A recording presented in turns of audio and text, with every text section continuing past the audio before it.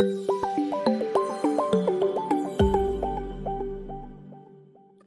welcome everybody. Thank you so much for joining us this morning. We're going to go ahead and get started. Again, hello and welcome. My name is Justin Florence. I am the Director of Business Development in Orlando here for First Service Residential, and I'll be moderating today's discussion. So looking forward to get started. This is our latest edition in our Ask the Expert series.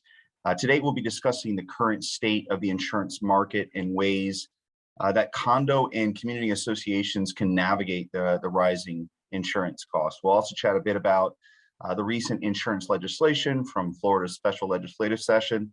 We'll cover it more in depth in an upcoming legislative update. We're doing this event specifically for Florida communities next week on June 8th. So make sure you mark that in your calendar. Board members, you're going to want to look for the invitation for that event in your email inbox and be sure to register for the event. Make sure that you join. We'll be covering insurance as well as inspections, certifications, reserve fund requirements, and so forth. And it's one of the ones that you don't want to miss. A lot of changes going on, a lot of updates, and so we're looking forward to sharing that as an extension of this series as well. So just a few housekeeping items before we get started. If you have any questions throughout the event, do me a favor, on the actual screen for the webinar, if you look at the bottom, there's a section there that says the participants, and there's also a Q&A on the bottom bar there, chat, stream, things like that. Choose the Q&A section and put some of those questions in there. If we can answer them live, we'll make sure that we do that. There is no need to take notes. We'll be recording the session and we'll be sending it to all of you guys that attended today. So making up today's panel of experts, pleased to announce Pamela Malfavin, who is Director of Financial Products and Services for First Service Financial, Keith Sensabaugh, Vice President of First Service Residential South Florida Condo HOA Division, and Josh Williams, Director of Insurance for First Service Residential. And team, if you'd like to say hi, please do so. Good morning, everyone. I'm happy to be here today. Hi, everyone. Appreciate you making the time to make your association better. Hello, everyone. I'm so happy to be here. Fantastic. Thank you, guys.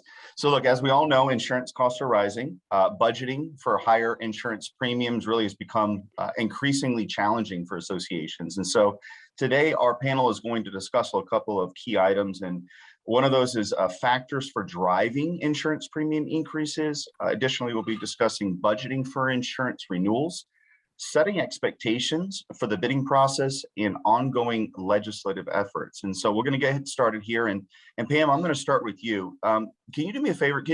Tell us why we're seeing the insurance costs rising? What are the main factors driving really soaring increased premiums? Absolutely. Thank you, Justin. That is a very good question and also a very broad question because there are many factors that are affecting the insurance industry and really have led us to where we are today. But in order to take a look at what's happening today, I think we have to take a few steps back and look at what's happened in the past few years and understanding that the insurance industry is cyclical, right? We've gone through these ups and downs before, and there's no question about it that we're going through a very hard market right now. We're definitely on the uptick right now on premiums increasing significantly. I don't think anyone had an idea or an anticipation of where we would be this year.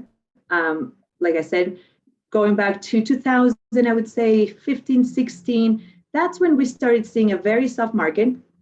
Premiums started dropping year after year. In some instances, some associations would be able to reduce their insurance premium by 40, 50% sometimes, which was amazing, right? And of course, board members and everyone started having that expectation because there were many options available.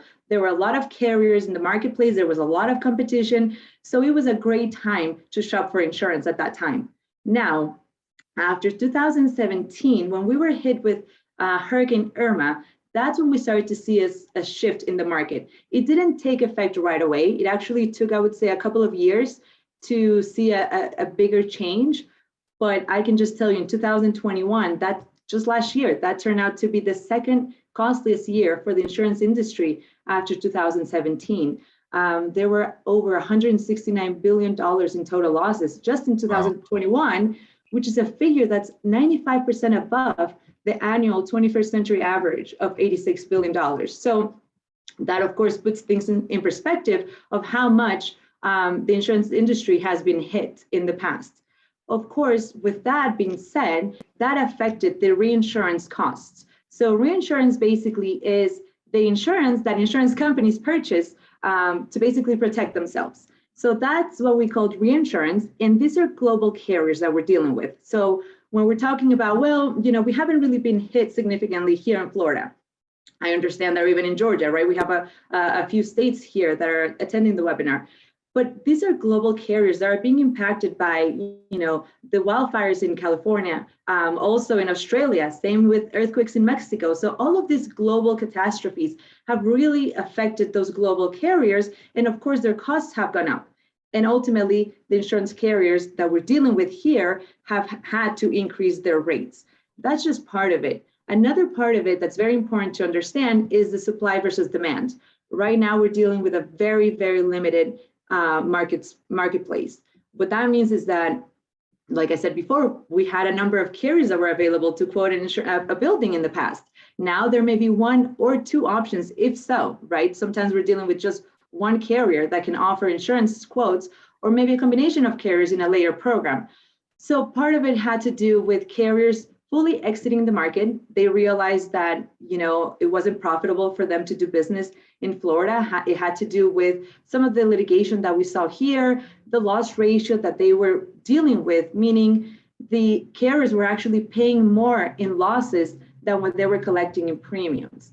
So for them, for the insurance companies, they had to make the business decision that it wasn't profitable. So they decided to non-renew their entire books. But that really affected the market because we were dealing with major players, major carriers such as Everest, Lexington. Those were taking a big chunk of the market share here. And so when they're gone, now we're left with less carriers. And of course, with those carriers that are left, they basically decided to increase rates in some instances, and for others, to limit the capacity of how much insurance they were willing to offer. And for example, when we're looking at a layer program, that's a non-admitted compilation of carriers in one program. And in the past, if we had a building that, for example, was worth $50 million, it could have been with two layers that participated in the program. One could take 25 million and the other would be an excess layer. That changed because of the capacity that each carrier can now offer to insure the building. So now we're dealing with carriers doing a primary layer of just $5 million. So that puts us in a situation where now the insurance agents and the underwriters having to add a lot more carriers into the mix to just get the building protected with full coverage. So that, of course, is part of what we're seeing today. Also, to make things even more challenging, the Surfside condo collapse, it was a very tragic event, no question about that. And unfortunately, that led the carriers to be a lot more restrictive in what they're willing to insure, to have additional requirements. We're seeing carriers now asking for full engineering reports, even to provide a quote. So they're getting to the point where if they feel like the structure of the building or the community is not safe or sound, if there's any issues in any of the reports that they're seeing, that they may not be willing to offer insurance. Also, they're requesting meeting minutes. They actually want to review what's been discussed at the board meetings. They want to see if there were items that were brought up in the past or in any particular report or inspection. They want to review it and they want to see what has the board done in the past or currently to either fix any issues or maybe have a plan in place moving forward. But they definitely are scrutinizing everything. They want to make sure that the board members are taking the proper steps to have the building safe and sound, basically, and that any issues or potential issues have been addressed. Part of it, too, of the carriers leaving is also, I mentioned earlier briefly, the litigation and the increase in claims. Florida being one of the most litigious states, that has driven the claims through the roof. And of course, that's part of why some of the markets decided to leave and some even went bankrupt. We've had a number of carriers on the commercial side and on the personal side that really applies more to HO6 policies or homeowners associations policies. Those carriers are gone. They have completely gone in bankruptcy, basically. And so again, limiting the options available. And now the last factor that I want to talk about is something that we're seeing more this year than prior years, and that's the increase in values of the properties. The cost of construction materials like lumber, steel remains very high. Inflation, of course, is at an all-time high, right? And so when we're dealing with these issues and this higher cost, now the appraisers actually have to take all that into account when they're providing a new appraisal, whether that is an update or a brand new appraisal, they have to take all these factors into play. So what we're seeing today, in the past, let me just kind of take a step back. In the past, we would see anywhere between 2 to 3% increases on appraisals from one year to the next. Now we're seeing sometimes 10 to 15, sometimes even 20% increases on values from year to year. And so that is a big impact on the premium increases that we're seeing, because this increase in valuation is just in addition to what the market is doing, right? So we've had scenarios and situations where the association, and again, if this is an appraisal, the association might have not had an appraisal done in the past 3 years, it could have been even older than that. We're looking at sometimes even higher than 50 or 60% increase on the values. So we're looking at that major increase on the valuation that of course translates into that percentage of a higher premium, right? In addition to the rate that the carrier would now charge. So those are two really major factors that are now, when we're looking at the premium increases, we have to understand what is all part of that premium increase. But again, a big portion of it nowadays is the increase in valuation. And we don't foresee that the values are going to go down anytime soon, especially because now, like I said before, after Surfside, I think a lot of underwriters and the carriers realize that some buildings were undervalued. So they're even looking at a specific cost per square foot in some instances to make sure that they get to a certain threshold, a certain value,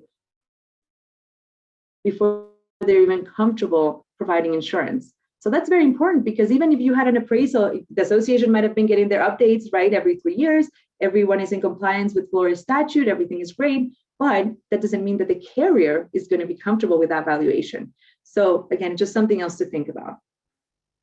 Wow. So there's obviously different things that are impacting it. And so Josh, I have a question for you. What type of policies are being affected? So, like maybe specific types of properties or the types of policies that are being impacted. What are we seeing? Yeah, Justin, unfortunately, we are seeing rising rates almost across the board on each line of coverage. The property coverage, the general liability, umbrella, and directors and officers are the policies that are being impacted the most. On the property policies, we're seeing the greatest impact of all, and carriers are increasing hurricane and named storm deductibles and are having the deductibles apply on a per occurrence basis versus a calendar year or aggregate deductible as they had in the past. Even in Georgia and Tennessee, carriers did not typically have a separate wind deductible in the past, but now in these areas, they've started to add wind deductibles. Premium increases range between 25 to 300%. Oh, The 25% increase is for properties with a clear, clean loss history, the newer construction and full impact glass shutters. Properties with claims history are seeing much more drastic increases. For general liability and umbrella, not only are we seeing premium increases, but we are seeing carriers tightening the terms and conditions in these policies and adding exclusions. And exclusions are types of losses that are not covered at all. Examples of exclusions we are seeing added include assault and battery, abuse and molestation, and water damage. The insurers are also requesting that very specific requirements be in place for contractors or vendors doing work in the communities. The carriers are adding these exclusions and additional requirements of the associations in order to shield their risk. Okay. Is there an option to, like, for instance, obviously you work with some of our communities. Is there an option for you to talk to them about those exclusions within the property, in policy? Is there ways to discuss those things? Absolutely. Your agent can discuss those with the underwriters and Okay. hopefully negotiate having some removed if possible. Okay. Yeah, and that's a good question, Justin, because there's times where basically if the association had a bad loss history, meaning there's an issue with frequency or severity of claims, there may be no other option. There may be just the one carrier that's offering a quote with a lot of exclusions. So there may not be many options there. However, it's always very important to understand those exclusions, to review them with the board, and to understand what that potential out-of-pocket exposure could be. Because when you think Yeah. about it, when you think about what does a water damage exclusion mean in a general liability policy, you may think, well, how is that even relevant, right? We're thinking, when we think property water damage, we think property policies, not so much general liability. When we think about general liability, we think slip and falls, right? That's really what we see these policies pay for, really, those types of claims. But most of the slip and falls are related to some type of water spillage, right? Some type of water on the ground, whether that's a coffee that's spilled, whether that's water that we're cleaning the floors in the lobby area, whether that's a leak from a unit, whatever the case may be. These water damage exclusions, for example, are extremely broad. So if there's any type of water incident, anything water related, the carrier is holding on to that to say it's excluded. We're not going to pay for this. That is really their way of, they've realized, of getting out of paying this type of claims, because they've realized that's where they see the majority of the claims. So of course, if there's an issue in a particular building with, water damage type claims or slip and falls, that's why they add those exclusions. But again, if there's no way to get out of them, it's just very important for the board and from the management team to understand what the exposure could potentially be. Okay. Yeah, we So certainly let want me them ask. to know it's there, and there's no surprises if a claim does arise that's not covered. Exactly. Okay. So look, in that vein, we've heard that underwriting for community associations has really become more restrictive, right? So Pamela, what are some of the tips to help make communities more, I guess, maybe marketable to insurance carriers? Or what are some of the things that associations can do theoretically to mitigate risk to become more marketable? Absolutely. So the first thing I would say is be in the know, stay in touch, very close with the insurance agent. They are the ones that have all the specifics, all the background, all the history on the building or the community. So understanding where that building is in comparison to the market, and also understanding what are the specifics that the underwriter or the carriers may be requesting to even provide a quote, because there's instances where the carriers will not release terms unless there's specific items or documents that have been provided to them. So again, being proactive, having these conversations months in advance is the best way to prepare. Talking to the agent, looking at the loss runs. Are there any open outstanding claims? How can we proactively work on closing those claims? Looking at the appraisal, are we required to get a new appraisal? And if we are, I talked about that a few minutes ago, that values have gone up significantly on the appraisals. So it's never a bad idea to get a second opinion, right? We have seen some issues where appraisals could either have some errors in them, or maybe the square footage could be, overstated. And of course, that results into a higher valuation, which in turn results into a higher premium. So I always suggest, if the association has been using the same appraiser for years and only has been getting updates year after year, it's not a bad idea to get a brand new appraisal from a different company with an inspection, to basically start from scratch and just compare the options. Because again, we have seen very significant discrepancies in valuations. And of course, we cannot leave any stone unturned when we're talking about huge, significant, major increases in premiums. Also looking at even citizens as a potential option, right? We've talked about the private market. We've talked about there's admitted carriers, there's non-admitted carriers, the layer programs. Citizens is also an option that's coming back into play. Believe it or not, now we're seeing sometimes that Citizens is more competitive than the private market. Now, Citizens used to be the market of last resort, where they basically had to take everyone. That's not the case today anymore. Citizens has actually become more strict, more restrictive into which buildings they're willing to insure. They want to see if the roof has been replaced recently. If there's any construction going on, major construction going on, it will most likely disqualify from Citizens. So there are certain items, right, that have to be looked at in advance If there's been any updates to the roof, to plumbing, to electrical, that's something that the carriers ask for. So very important to keep track of everything that has been done in the building, even if it's minor. If you have a maintenance program in place, that's important to provide copies of those contracts, or the latest inspection that was done. Provide all that information to the agent so you can arm them and give them all the tools that they need to basically paint the association in the best light possible. That's the agent's job, really, to make the association look in the best light possible to the insurance carrier, so they're comfortable with insuring the buildings, right? That is the main thing. Looking at, if there's updated mitigation forms that may be needed. If the roof has been replaced recently, or if, for example, the building was able to fully have the building protected with either impact glass or shutters, that's something that we want to make sure is reflected on the mitigation inspection forms, so then the association can get the proper credits for that. Okay, gotcha. So well, I think we'll actually be covering a little bit of that in just a little bit later. So I'm going to actually go to Keith I have a question for him.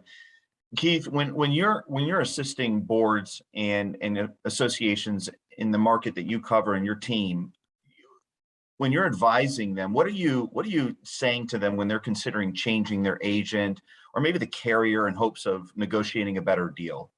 Yeah, go ahead. Yeah, here's what I'd say, Justin. I mean, when I think about it from a board's perspective on the actions they need to take, one of the things that strikes me is that the scope of information already presented today, coupled with current market realities, paints a picture that this is a complex buy.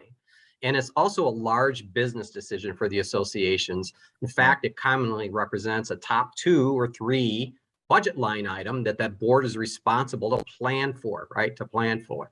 Clearly, it's not the same as my ability to purchase auto insurance by going online or walking into a neighborhood farmer's office, right?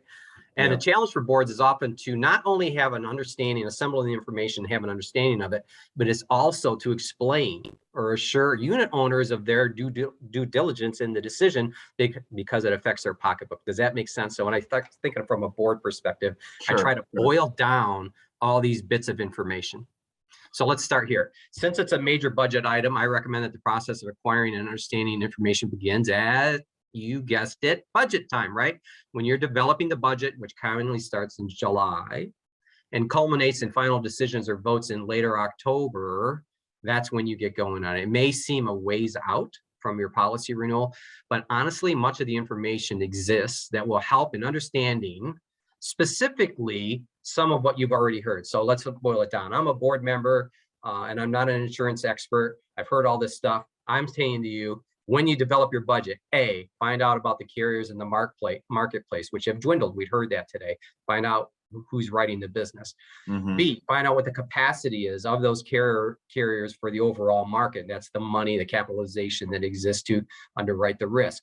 C, figure out what the roll-up of that is, as coined as market conditions. You've heard these terms probably before: hardening market, softening market, and that basically describes those 2 previous points I just made, and then kind of indicates whether premiums are going up or down, or whether business is harder to write or not as hard to write.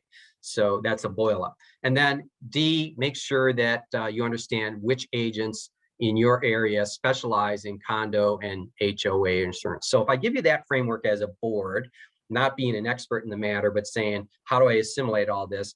A, B, C, D, those 4 things. Now, think about this on a communication basis, because this is a board's heavy lift. If you can quickly synopsize answers to those foregoing questions for yourself and the owners, you have a good start on building confidence in moving forward with those questions that you're going to get. How do you do that? Specifically, here's what it boils down to. Have your CAM utilize the existing resources at their disposal to ascertain those questions that I asked in A, B, C, D above. Now, what's that look like? For instance, if you're a First Service client, your CAM will reach out to First Service Financial for an analysis. By the way, it's no charge if you're a First Service client to have First Service Financial do the analysis. And that is going to do this. A, find out where your current policies are, whether there are coverages you need and coverages you don't need, and what the exclusions are, right?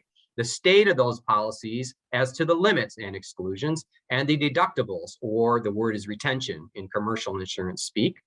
C, your current placements. In other words, where are they layered? Which carriers are taking on the risk that you currently have, issuing the coverages, and what their program quality is versus other programs. D, your loss runs or the experience of claims you've had in the past. And E, your premiums as it relates to the market conditions that we outlined earlier. Your CAM should be able to line up with experts to get that picture painted for you. Now, think how prepared you are, not only in dealing with your finance committee or making a decision or communicating it at an open board meeting where the question comes up when the premiums are going up this high. Think how prepared you are. And I think that that is a crucial aspect of this conversation for board members that are here. Now, I will say this also, perhaps you have an insurance practitioner, past or present, on the board. That is great, but I still recommend seeking a third-party review. And why? Because as a board member with a complex buy, you wish to show that you met the standard of what a reasonable person would do in their best judgment using experts, versus stating that we as a board are the experts and we made the decision. There's a difference in that decision and communicating that decision. Interesting. Keith, just to add to your point, I think it's extremely important to understand, like you said, the current state of the policies, right? Because if the association has an admitted program that has great deductibles, low deductibles, there's really no major exclusions on the liability policies, most likely that will be the best option to renew. And part of our job here is to advise that to the board, to say, look, given what the program that you currently have, most likely that will be the best outcome for the renewal, to renew with the current carriers. Because switching sometimes does not benefit, right? Switching sometimes to a different layer type program, or unless you're forced to, like I said before, the buildings and communities that are being non-renewed, those are the ones being impacted the most. But if the program is well placed, I think that's important for the board to understand as well, and not just start shopping for the sake of shopping, because sometimes that could actually hurt. So I think it's important to just kind of understand where we stand as a starting point, really, and then move forward from there. And to that point, Pamela and Justin, you also asked what to be aware of as it relates to agents or agencies. I would recommend that they specialize in condo HO, get agents or brokers that specialize in condo HOA insurance. And that those agents or agencies have the size and clout in the space, right, with carriers that could leverage possible items such as you mentioned earlier regarding exclusions, and may even have proprietary programs with carriers. Believe it or not, there are such things as proprietary carriers with programs with carriers where there's different layering or different things they can do, and to be aware of those exclusions, deductibles, and limits of what you're being presented. So if you can answer those questions, we know what's going on, but we're not experts to our owners. I think that you stand a pretty good chance of making a great decision in these very tough times. We know what you're up against right now. It makes my head swim, and I do it every day. Yeah. So let me ask you that. I mean, just as a follow-up to kind of what you guys are talking about, if I'm a board member and I'm trying to budget for insurance in 1 year, when the rates don't come out until the first quarter of the year, is that what you're talking about when it comes to doing it before budget and kind of aligning and communicating with your broker or your agent directly? I mean, I'm trying to put this all together. So I would throw that question over to Josh, because there were traditionally timing issues, and some of the rules have changed on that. But I still stick by where you can start, and I think that Josh can fill in. Yeah, would, Josh. Yeah, your agent is going to be the best one to advise you on and help predict the best budgeting line item for you, because they have access to your loss history, which is really going to be a big predictor of the upcoming increases. They should know the market and be able to help you predict the closest line item to budget. So Josh, following up to that, can you walk us through the bidding process, or really what boards should be looking for in an agent, questions they should ask, things like that? I'll certainly do my best. There used to be a more structured, calendared process, but right now that is all out the window. The protocol of the past is not the protocol today. Okay. The market is just so unusual right now. With limited options, you need to make sure that you consult with us at First Service Financial to set your community up for the most successful renewal. There's a lot of complications to shopping. You need to make sure you set up a process that has the most successful outcome for your community. With limited options, bringing in multiple agents could disrupt the market, making it possible that neither agent could produce the most successful renewal package. And Pam, you recently were working with a property that might be a good example of where breaking up the markets was not the best option, right? Yeah, it was very unfortunate. It was very unfortunate to see it happen the way it did, because in the past, like we've been talking about, there were many options, there were many carriers. We could split the markets and say, and the reason I say split the markets is because insurance companies only work with one agent at a time. It's not like Progressive that we deal with on auto insurance. It's not like some of those other personal lines carriers that we deal with that can provide multiple quotes to multiple agents. In the commercial space, it works different. The carriers can only work with one agent at a time. So what happens is that if the current agent has already sent out the applications to all the carriers, that they're doing their job, right? They want to make sure that every carrier has been approached. Now, if the board wants a second quote, a second proposal, most likely the market will be blocked. The market will be fully approached by the current agents. That's when we call it, split the markets, and we would split the markets between the two agents. And typically we would see a good outcome, because you would have one agent working with a set group of carriers and another agent working with a different group of carriers. And ultimately we would be able to compare the terms. Because the market is so limited, that is not even an option in this market today. What happened at this particular association is that the board was adamant on having two proposals, two separate quotes from different agents, competing agents, and they split the markets based on what they felt each agent was able to provide. And unfortunately, the carriers that one agent had access to or was assigned to were the carriers that the other one needed, and vice versa. So ultimately, neither one of the agents was able to procure a quote for the association. So to make this long story short, basically what happened was that the board had to select one agent that they were comfortable with, most comfortable with, to provide them with all of the carriers so they can use all of the carriers to basically negotiate the best quotes and the best terms. Now, remember, it's not just about dollars and premiums, it's also about coverages and deductibles. We talk about premiums a lot, and we really need to look at the total cost of risk, not just premiums, but also deductibles, right? Also exclusions. What happens in the event of a loss, and now we have this huge deductible for water damage claims, let's say. And if we have an issue with a frequency, we have multiple, water damage claims, and now we have, let's just say, $100,000 water damage deductible. I have seen those lately, which sounds astronomical, but that's something that the carriers are doing now. How is the association planning and preparing to be able to potentially cover this out-of-pocket exposure, and funds that would have to come out of everyone's pockets, basically? So it's important to look at premiums, no question about it, but also the exposure, and fully understand it and what those deductibles are and retentions are to really have a full picture here.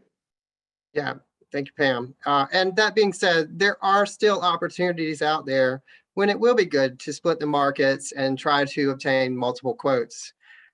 If the property has admitted carriers, as we discussed, then it could be a good opportunity to market with multiple agents. And we can help with this. Some agents, I think Keith mentioned, have what we call exclusive carriers that other agents may not have access to. And we know these agents and if it might work for a particular property. We would have to review their particular needs and scenarios to offer advice on creating the best outcome. And that's what our team at First Service Financial is here to do, and assist in reviewing the insurance programs, work closely with the management teams and boards to provide the best guidance through the and start the process early. Very early. Very early. At least 150 days in advance of the renewal date. It is very different from personal line quotes, and I want to stress that it is simply something that cannot be done at the last minute. Insurance underwriters require a lot of information and time to review these. Depending on the carrier, also the markets open 120 to 90 days out from a renewal date. And that is the first day that an insurance carrier will allow an agent to submit an application. Pam touched on this earlier, but insurance companies only work with one agent at a time. Whichever agent submits their application to the insurance carriers first is the only one that has access for a quote, unless the board or the management company gives them some other direction. Why do they do this? There are three reasons: underwriting accuracy, quote uniformity, and quote efficiency.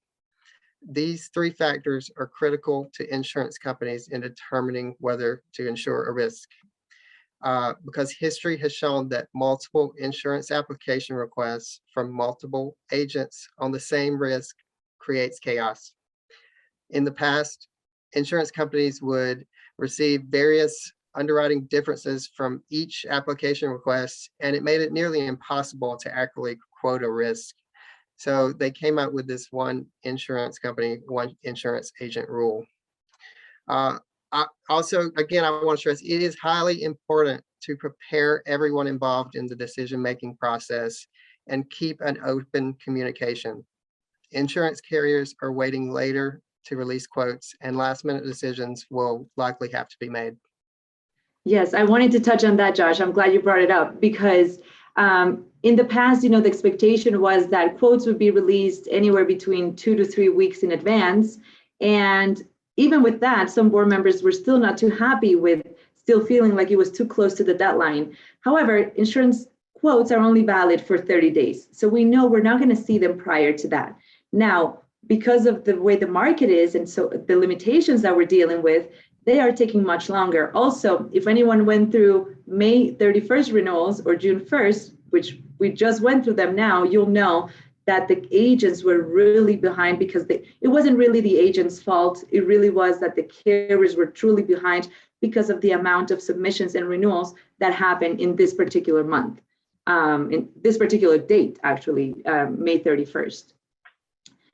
So we have a lot of those dates. And I like to mention that, as long as the board is in constant communication with the agent, they know what to expect. They know what type of increase they're facing. It shouldn't be, a big surprise. Even if it's last minute that they finally are able to put the quotes together, it shouldn't be a surprise, right, of what the increase is. So I think, again, communication and being in touch with the agent is very important because they can provide multiple updates as they go along. Again, not to say that the quotes are going to be ready 2 to 3 weeks in advance because of the way the market is, and that's just the reality of today's world, but to just have an understanding and an idea, an estimate of what to expect. So let me ask you this, Pam. What about flood insurance for properties that are in flood zones? Are those rates being impacted as well? Yes, so FEMA actually came out with a new rating system. It's called Risk Rating 2.0. And basically this allows FEMA to calculate premiums more equitably across all the policyholders based on the value of the communities and also the property's individual flood risk. In the past, it was just very odd, right? And it didn't really make sense sometimes. We would have one community that could be in 2, sometimes even 3 flood zones. And it just didn't make sense. Like, which flood zone should we use? Is it the higher risk and potentially get a subsidy from the government? Or should we try to get out of the flood zone to just fully eliminate the flood policy? But we know that we live in Florida, and really all of Florida is a high hazard flood zone. So I don't ever recommend getting rid of flood policies. And I think FEMA realized that the way they were looking at the programs and the policies just didn't make sense. So luckily they came out with this new rating system, like I said, to make it more equitable for everyone. I have seen many associations, I have seen large decreases because of the new rating system. I have seen some that have gone up a little bit also. So I just want to make sure that everyone understands it could be both ways. But I'm not a flood expert, and most of the agents that we're dealing with are also not flood experts. Flood is very particular, it's very unique. Not a lot, but some of the agencies that we see, they work with flood engineers, and they actually have the flood engineers run the quoting system through them to make sure that all the potential credits are applied, that everything that needs to be looked at, including the elevation certificate, everything has been done to maximize really the potential savings and to get the most accurate premium on the flood. Because we used to hear this all the time, flood is flood and it's all regulated by FEMA and there's nothing to be done. But that's not true. There are really items that can be looked at. Again, the agent may not be able to do all of it on their own because they're not necessarily a flood expert, but relying on those experts and then knowing that the agent is really doing that background to make sure that really the association is getting the best flood premiums. Yeah, I appreciate that. Thank you. Keith, I mean, when we're looking at advising and helping associations manage the increases in premiums, how do we help them budget effectively? Well, that's a great question. I mean, let's just break it down. Insurance is a financial issue, right? And it's an operating expense more specifically. And right now we're talking about how it's skyrocketing. So this question really relates to financial strategy and financial planning. So if you're starting 5 months out, such as Josh says, or even 6 months out, like I'm suggesting, you have an idea what's going to happen in that market next year, and you should be conservative by overestimating, right? So if you're getting the general guidance that it's going to go up 18%, you might consider planning for 20%. All right, but now it's here, and you have to pay the bill. If you have the operating cash, you might pay it in one settlement installment. I'm sure you know that. If an unexpected jump does not allow you to use cash, or you wish to save your cash, make sure you're presented financing options with the agent, or you might seek a line of credit or loan once you understand the financing terms. And then how do you pay that back? You may issue a special assessment. A special assessment is appropriate to levy to recoup that money if you didn't plan for it, right? If you're caught budget short because of the renewal. However, as stated, this is an operating expense and reserves are generally not appropriate. I'll just say that again. It's an operating expense and reserves are generally not appropriate. If you disagree, seek your association attorney's advice if you feel that you have unique circumstances or think that reserves are available. But my advice is that reserves are not available for this. Okay. And Pam, just kind of segueing into, we're going to be talking about this in the future, but, obviously this is on your radar. What type of major insurance topics are being addressed in Florida special legislative session that you can kind of tell us a little bit about? Yeah, that's a great question and good timing with our webinar. And this just happened last week. So we're still, digesting all the information, but two bills were passed. One of them that is more geared towards insurance industry right now. And one of the bills authorizes for $2 billion for this program. It's a program that's called Reinsurance to Assist Policyholders. And basically, it's a reinsurance coverage that is provided at no cost to the insurance company. And this should allow the insurers to obtain reimbursement for hurricane losses earlier than they normally would. So that is a great incentive for companies to come back into the mix, potentially, right, into the market, to then have more options available.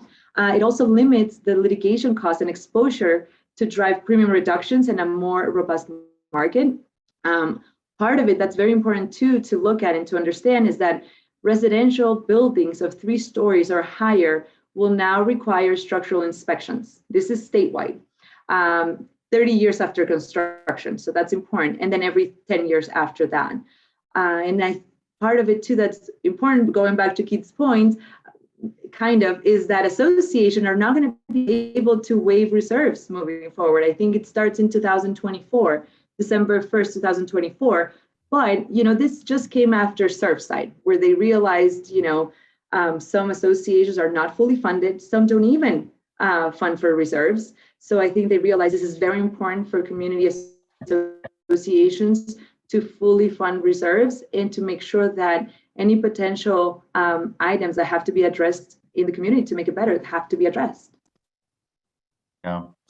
So we have a few minutes here, guys. I wanted to possibly touch on just a couple of the questions that came across from the viewers here. One, a simple question: how do you split the markets? Like when you're going out for insurance, what does that mean?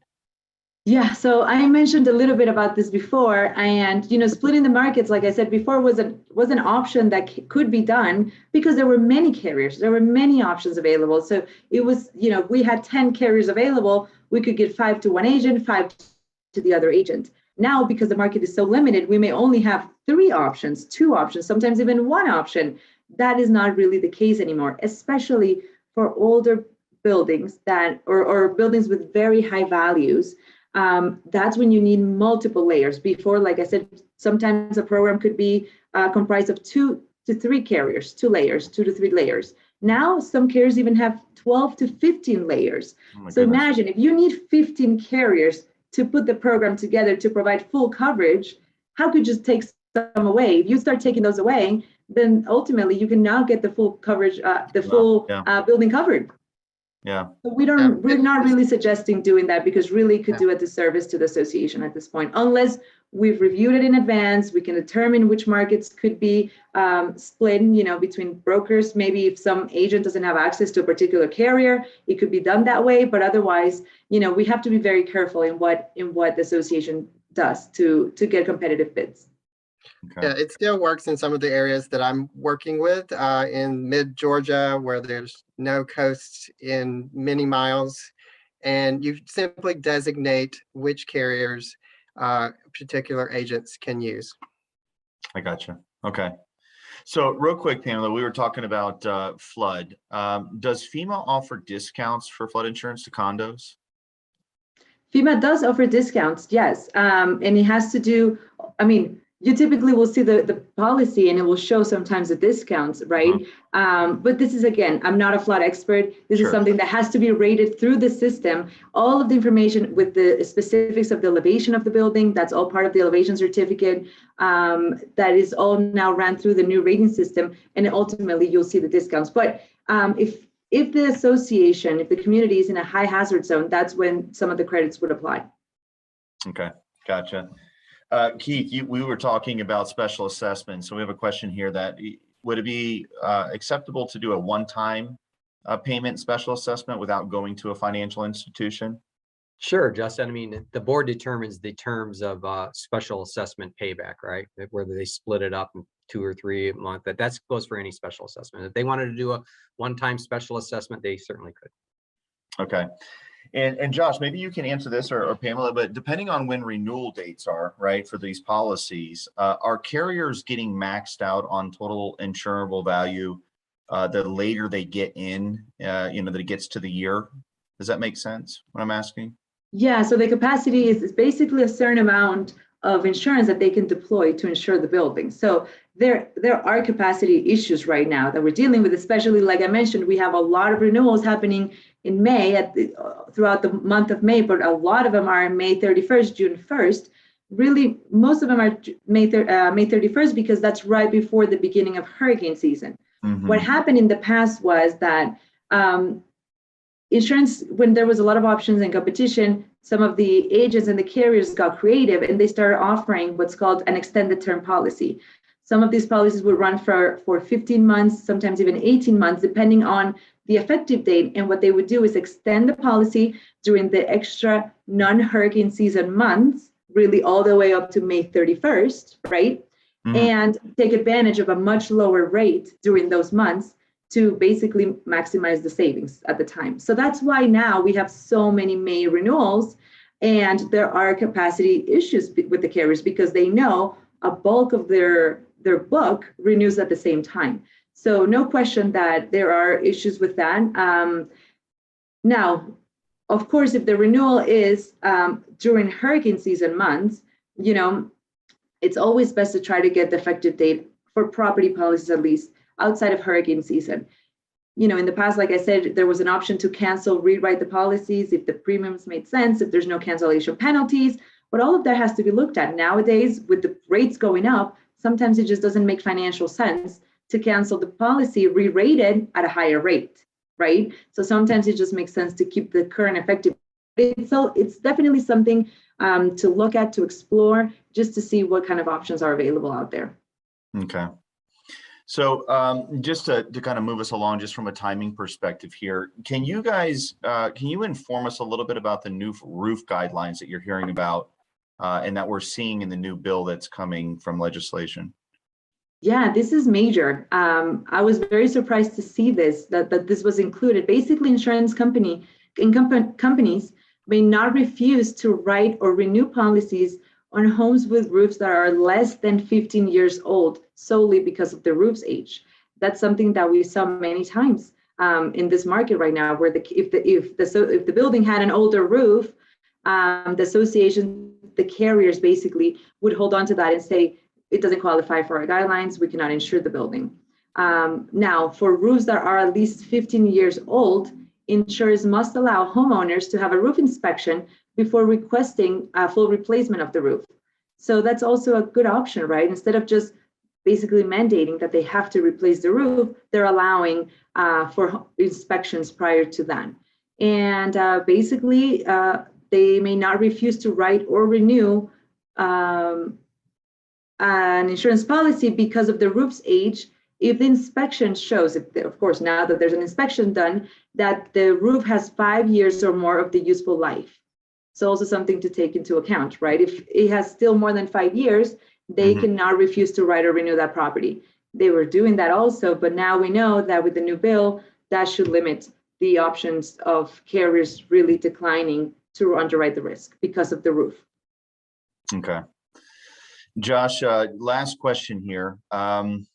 We're seeing an uptick in what we would consider cyber risk, right? And so my question is really centered around that type of coverage. And what is your opinion? What are you seeing? Do we need it? Is it something that associations should forego to keep costs down? Or what would be your recommendation, or what are you seeing out there? Yes, Justin, I would certainly encourage our communities to carry cyber coverage. It's not just a concern for big tech companies, retail chains, financial institutions. It's increasingly important for our associations. It's as unimaginable threats continue to rise, and it's only about $1,700 to $1,800 for $1 million in coverage. So it's pretty inexpensive for the coverage that it gives them.